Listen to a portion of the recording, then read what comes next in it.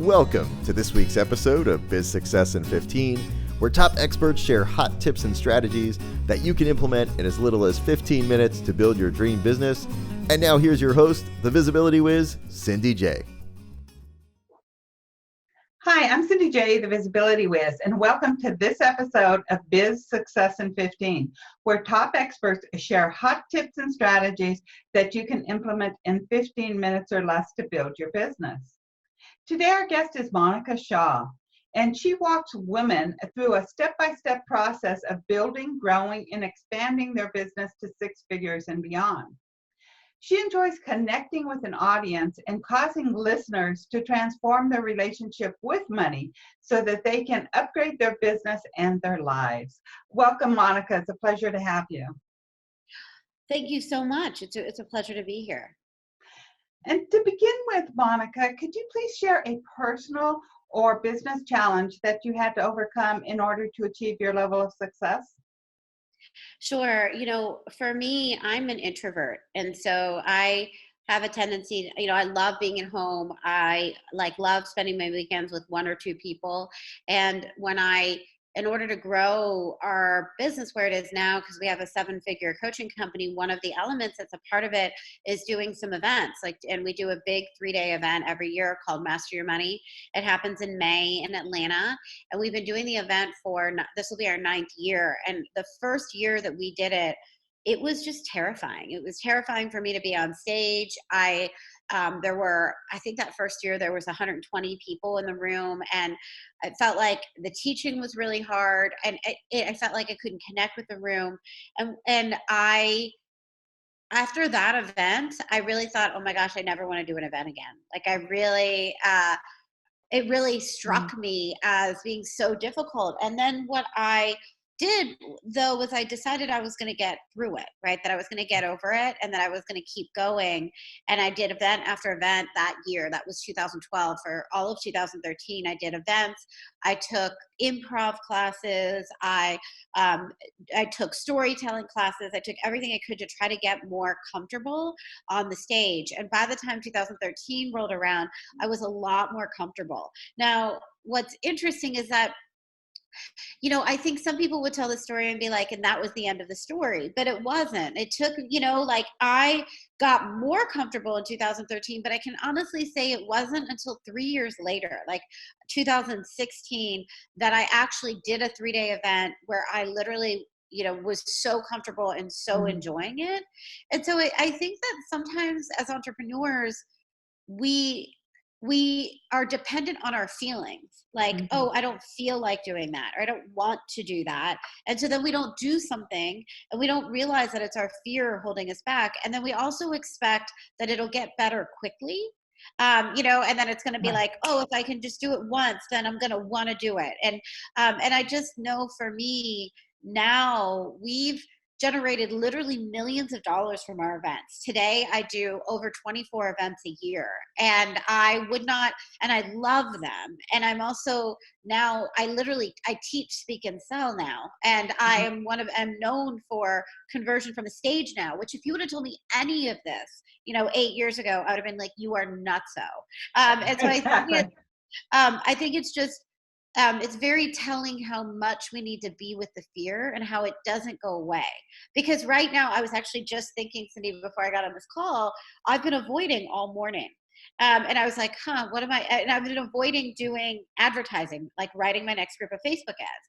And I suddenly was like, oh, Monica, right? You're afraid of this. Like, you're afraid to do it. And it's just another fear that has come up. And it's like something that, if I let this slide, it could easily just not get done. And so it's that piece of like facing what you're afraid of so that you get to the next level where you're going. I love everything that you shared, and your story with speaking is like almost similar to my story with the videos. But regardless where you are, if you really want to do something and you have that burning desire, you're going to sit there and you're going to seek out everything you need to get better. Like, I took classes on how to speak on video. I joined Toastmasters just to be able to speak more intelligently and all kinds of things. Whereas you just kept pushing through. And you're so right that change doesn't happen overnight, but a few years later, you look back and then you see your growth. So it's just stepping through each little fear. And even with today that you're avoiding, I think that's huge, is regardless where we are, what level of success you are, there's always those things we're afraid of. So whether you have a 4-figure business or an 8-figure business, you're still going to have these little fears, and it's learning to overcome them and do it anyways. And then the more you do it, the less fearful you become. Yeah, and it really doesn't feel good, I mean, and I think we all wait around until we think like it's gonna feel good, at some point. And I think it takes a minute, for it to feel good, especially the things that we're really afraid of. Exactly. So thank you very much for sharing that. And I know that you have 4 steps to double your income. And so I'd love for you to share the 4 steps, because there's so many struggling entrepreneurs out there. And with just a few different tweaks that they can do, they can really start building their income and double it.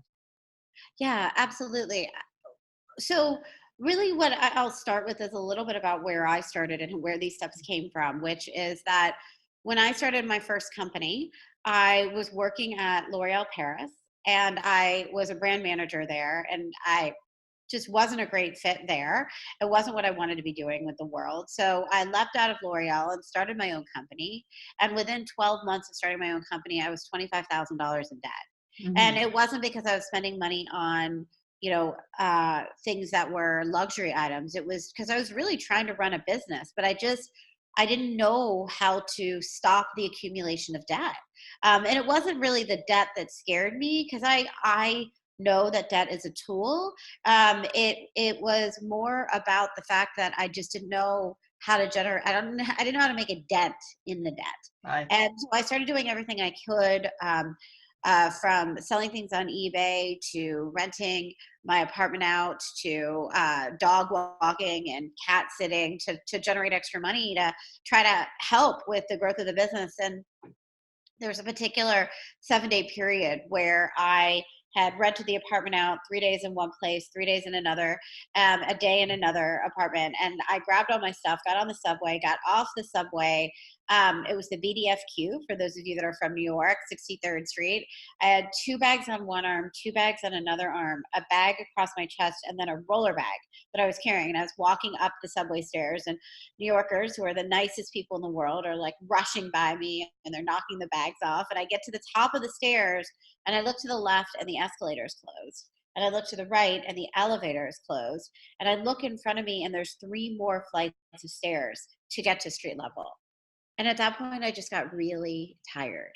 Right. And I put my bag down, and I did the unthinkable, which is that I sat down on a New York subway floor.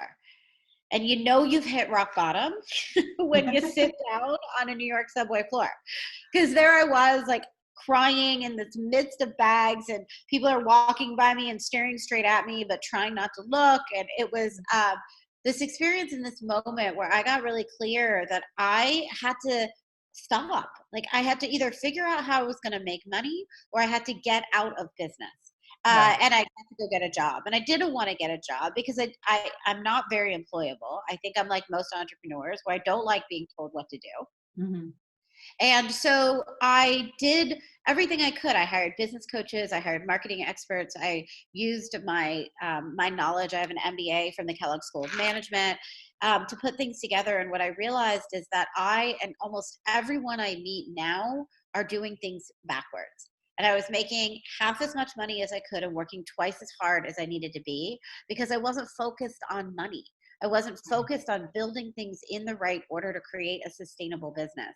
And literally, I see this happening all the time. I was just on a phone call with a woman who has spent an inordinate amount of time, building a program, but has no list or community to sell it to.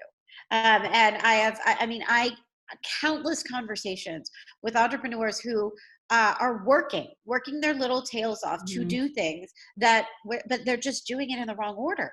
And so they're trying to figure out how they're going to support themselves, and they don't have any money coming in, and they don't know how to generate that money. And for me, I got clear that there's an order to things. And if you don't follow the order, you will work. You just won't have the money in the bank account to show for the work that you're doing. So what I came up with is there's actually 5 steps to making money, and I'll share what those steps are and a little bit about those steps. But before I do that, I will tell you that when I used these steps, I was able to pay off the $25,000 in 18 months that I had in debt. I put $6,000 in the bank after 2 years. And then every year since then, every year after that, I doubled or tripled my revenue until 2013, where we crossed 7 figures. And we've been a 7-figure coaching company ever since. And the thing that makes me the most proud about all of that is that now I'm able to really, the reason we've stayed the way we are, and my bigger mission on the planet is that I want to transform the money conversation on the planet for women. I went want women from the sobbing woman in the subway to your 7-figure business in a matter of 3 years. It sounds like 3 or 4 years, which is really, really great. And I think it's inspiration to everybody that there's nothing per se special that made you do it except for your drive. You was determined to do it. And so anybody can do it. Absolutely. Anybody could do it. And I would definitely say it was drive, but I would also say it's the steps, right? Like it's doing things in an order. Because if you just let your to-do list or sort of marketing, the marketing ethereal world kind of dictate what you're going to do, that's where you get into trouble. So the first hear the steps. Yeah, right. Because it's everyone's like, wait a minute, like let me hear what's going on, right? So the first step is you've got to shift your mindset around money first. So most of us grow up hearing stories about money, whether we realize it or not. Things like rich people are mean. If you look at, if you can have money, but you can't have love. If you're too big, then you'll get deserted. You know, if you're the tallest flower, nobody will like you. All kinds of stories like that, they're what I call money voices that then begin to live in your head. And then your actions in your business are dictated by your money voices. And every time you reach a new level in your business, you uncover new money voices. So that's the first piece you have to look at are, what are my money voices? What's my relationship with money? And how is that preventing me from looking at my numbers, from raising my prices, from asking for money in sales conversations, from setting up sales conversations, from sending invoices out on time, from stopping giving discounts, that I don't really want to give. Like all of that is affected by the voices in our head around money. And, so some of those voices too don't necessarily have to be, I think, things other people heard. One of my money things was when I was in 7th grade, I was a little scam artist, and I was getting lunch money from my mother, my father, my sister, my brother, my sister-in-law, my cousin. So I was getting $6 a day, which was a lot of money back then for lunch. And I was a little rich girl for a long time till I got caught. Then I got in massive trouble. And when I started my business, I found because I got in so much trouble because I was asking everybody for money every day that I had to overcome that. Asking people to pay me for my services. And it wasn't really a voice that anybody else said, but it was that experience that somewhere in my mind, I decided it wasn't safe to ask for money.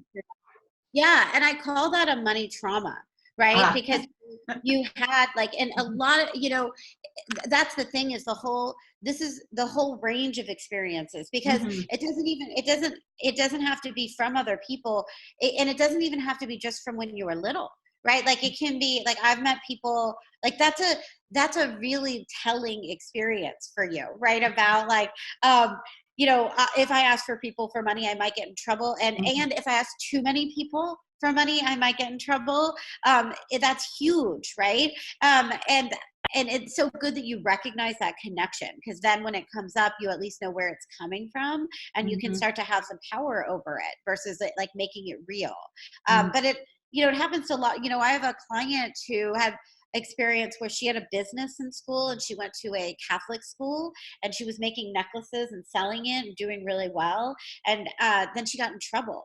And the nuns, literally, she got her hand slapped for doing the business. And she didn't realize how much that was holding her back from going full on in her own business until we uncovered it.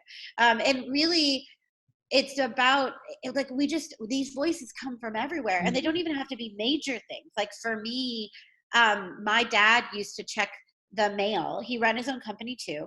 And every Saturday he would go into work and check his mail and run through his bills. And now he ran a 50-person company. So he was busy during the week, and he was probably checking mail because he had 3 daughters and didn't want to do that during the week. Like, didn't have time to do that during the week.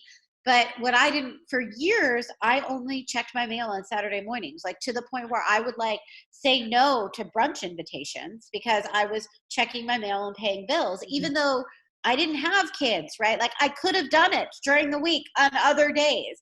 And I didn't understand the connection until I started to look back, like, why do I feel like I need to do this now? Like, why do I feel like I need to interrupt my weekend with paying bills? Because I watched somebody else do it. So there's this place where, it's an unlimited amount of things that you can uncover, right? As you go through your business, both good and bad. They don't always have to be negative either. If you, we got a lot of our most positive skills from both traumatic experiences and from watching other people. It's just the awareness that allows us to be able to then manage it and handle it differently. Yeah, that's great. Yeah, I know we spend a lot of time on step 1, but I think it's so important, the money mindset and our relationship with money. So what's the second step? Yeah, and that better relationship with money allows you to be more open to the second step, which is to focus on revenue generating activities. So revenue, they call them RGAs for short, and the number 1 revenue generating activity is a sales conversation. So people ask me all the time, how do I add more money to my bank account? And my response is, you have to ask for it, period. End of story. There is no other way. You have to directly ask for it. There's different ways to ask for it. You can ask for it one-on-one in a sales conversation. You can ask for it one-to-many if you're making an offer in front of a crowd or in front, on a webinar, virtually or in person. But far too many business owners spend their whole week doing everything but asking for money. Not enough sales conversations, not enough asks. And a lot of times it's because there's a lack of sales conversations and they don't know where to get them from. So that's where the rest of the revenue generating activities come from. I teach 9 highly positioning activities that generate sales conversations. And the top 3 that I teach are speaking, sponsorships, and webinars. Webinars with a caveat that you've got to have a list of 1,000 at least for them to have any real impact for you. Now, a question with webinars. Do Facebook Lives, if done right, replace webinars? Facebook Lives are great to invite people to webinars, but the thing about a webinar is people have to opt in for it. And so therefore you have a dedicated crowd, a certain percentage of a dedicated crowd there. And that's what it's about, is positioning in front of. Now, I would say a Facebook Live would work similar to a webinar if you are somebody that has thousands and thousands of people on your page, or in your group, depending on when you're doing the Facebook Live. But for most people, it's not going to have the same effect as if 100 people already registered for the webinar and therefore 20 or 30 are committed to be there. So because for most of us, if we do a Facebook Live, we're lucky if there's 5 or 6 people, that watch at least the initial live. And then when it flows, there might be more. And I do think that they're important, but not the same effect, right? Until you get to a point where you're famous, and any kind of live would mean there's hundreds of people that are watching and tuning in, which hopefully will happen to everybody at some point. Right. And I am too, even after I'd asked it, I thought with Facebook Lives, people can really get distracted. And with a webinar, there's not the rest of Facebook to distract them. Exactly. Yeah. And there's a specific topic they're tuning in for, et cetera. So it at the point that it is right now, definitely Facebook webinars will convert better than a Facebook Live would. Now, you can stream, right? If you use something like Zoom, you could stream your webinar to Facebook as you're doing it so that you get the benefit of both worlds. But you have to just be aware of that, though, because then you're giving out your content without making people opt in. So you have to think about, strategically when that makes sense to do that. Yeah. So the revenue generating activities are activities that allow you to generate sales conversations, that allow you to make an ask, to make an offer so that you can ask for the money and get more money moving into your bank account.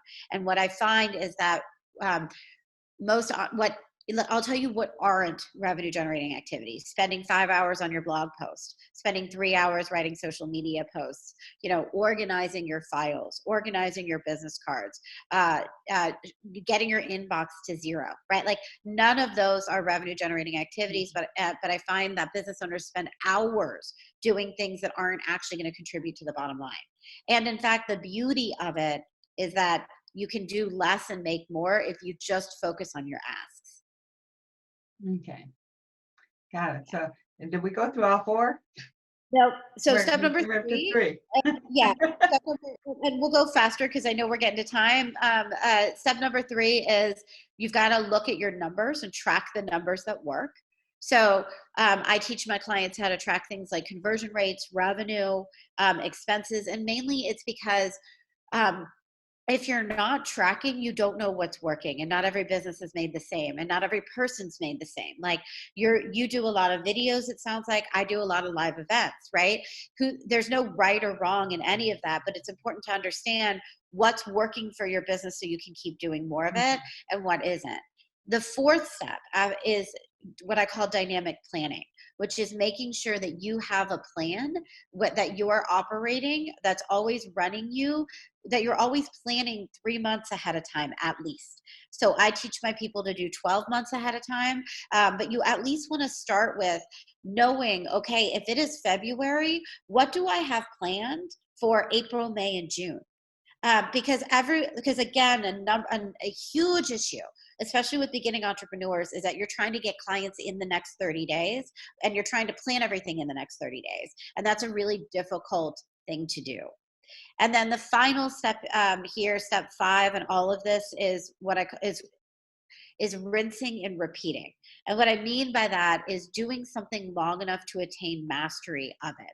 I find that way too many entrepreneurs have shiny penny syndrome, where it's like you're working on one business, but then you see another business that you want to do, and then another business that you want to do, or you're trying to get webinars going, but then you decide, oh, I want to go do a retreat, and then I want to go do a live event, and you're dashing off trying to do too many things at once instead of focusing in on one thing and really fulfilling on that. I love what you just said, because it really ties in even to your experience that you shared at the beginning about doing your live event. As you said, you need to do it long enough to master it. And so you kept doing the live events and learning everything you could to master them. Yeah, and here's what the important piece is that as I was learning the live events, I didn't hit a home run on each one. And I think that we are way too impatient with ourselves. We don't give ourselves a chance to really have a learning curve. The next major, I paid for a sponsorship that cost $22,000 to be on somebody's stage. And I remember I did that, I think about 6 months after that event. And I did it mostly because I needed to face my fears again of getting on a big stage in front of people, because it was like getting back on the bike, right? Like I had to get back on the bike soon. Otherwise I was never going to get back on the bike. And it went okay. But it didn't go like, it wasn't like, oh my gosh, then I worked at it and 6 months later I hit another home run. It was like maybe half a hit. And I think that's where we as entrepreneurs, we get very confused about the fact that things are skill sets that you learn over time. And so we spend a lot of time taking the joy out of the journey because we think we should be further or faster or better. And we're not giving ourselves enough time to just learn something and to fall in the process of learning it. Right. Absolutely love it. I could speak to you all day about all this, but we don't have the time. And can you share a strategy that our listeners can implement in 15 minutes or less to build their business, to build their income? I can tell you about something fairly that you can do in 5 minutes or less, which is revenue tracking. So revenue tracking is that you take a sheet of paper, and I'm actually going to show this to you because I have a planner that I have. It's called the Breakthrough Planner. And you take a sheet of paper and you number the sheet of paper 1 through 31, and that stands for the days of the month. And then at the top of the sheet of the paper, you write a goal. And typically I like that to be a money goal. You write a money goal. And I typically would like that to be a money goal that is going to last, that's going to be a 60-day goal or a 90-day goal. And then every time money comes in, you write the amount of money next to the number of the day. So if it's the 5th of the month and $700 comes in, you write $700 next to the 5th of the month. If it's the 10th of the month and $1,200 comes in, you write $1,200 next to the number 12. And then you add it up as you're going. And what you'll see is, as you're adding up the number, you're going to see how close or far you are from your 60 or 90-day goal. And what this allows you to do is focus on what's important. If you're filling this out every night, you can't get distracted. You're going to be like, oh, I've got to generate tomorrow. Who am I going to call? Who am I going to follow up with? What am I going to sell so that I can keep generating money? You also want to put a zero down if there are days that are a zero. And if you combine this strategy with the RGA strategy, right, the doing revenue generating activities, you're going to see a huge difference in your business. And I'll show you. Let me just show you, because we have the power of video here. Visually, for those of you that are visual learners, this is what it looks like, right? So you've got the days of the month here. You've got your revenue here. You can tally it here. You have your 90-day goal or 60-day goal here and your due date. I know this is backwards on the screen, but you're getting the picture of it, the beauty of it. And that's, if you want a revenue tracker, I have a book called The Breakthrough Planner. And so you can grab it from there. And I know that you have a gift for our community. Can you share what it is? Yeah. So the number one question I get after these sorts of interviews is, I was really interested when you started to talk about the revenue generating activities, but I want to know more about like when to do them and how to do them and what to do. And so I've created something called the Money Making Marketing Calendar. And it's a done for you marketing calendar where it has the 9 top revenue generating activities, what they are, when you should do them, like how frequently you should do them. And there's a calendar there for you to be able to use it to track how often you're doing them. So it's called my Money Making Marketing Calendar. It makes things really super simple for you. And it also cuts out all of the confusion of all of the like tactics and strategies and gets you doing the ones that are going to move the needle the most. Right. So if you want to double your income, you definitely want to head on over to Biz Success in 15. That's BIZ Success IN 15.com/revenue, all lowercase REVENUE, and grab your own money marketing calendar. And Monica, do you have any parting words for us? Yeah. So the first thing I just want to say is that no matter where you are with your money, know that it is possible to generate more of it. The thing I love more about the most about business is that I call it the great equalizer. You don't have to be pretty or popular or smart or have a certain degree. You just have to know how to make money. And it's totally, totally learnable. So wherever you are now, know that it is completely possible for you to double or triple your revenue and be living a totally different lifestyle. You just have to learn the steps to get there. I love it. Thank you very much. And thank you for being our guest today. It's been my pleasure. Thank you so much. It's been so much fun. Thank you. And to our listeners, if you enjoyed today's show, feel free to share it with your friends. Think how popular you'll be whenever you share with your friends how they can also double their revenue in their businesses. So you want to hop on over to bizsuccessin15.com/revenue, and you're going to find all links about anything we discussed today. You'll be able to re-listen to Monica's words of wisdom and catch up on past episodes that you might have missed. Be sure to grab your own money-making marketing calendar and start using it today. If you want to see increased revenue 3 months from now, 2 months from now, you need to start using it today. Hope you all have a great week. Be sure to tune in again with another great guest. Big hugs. You've been listening to Biz Success in 15. For all links mentioned in today's show, and to watch or listen to previous episodes, visit bizsuccessin15.com. Thanks so much for listening, and be sure to tune in next week for another amazing guest.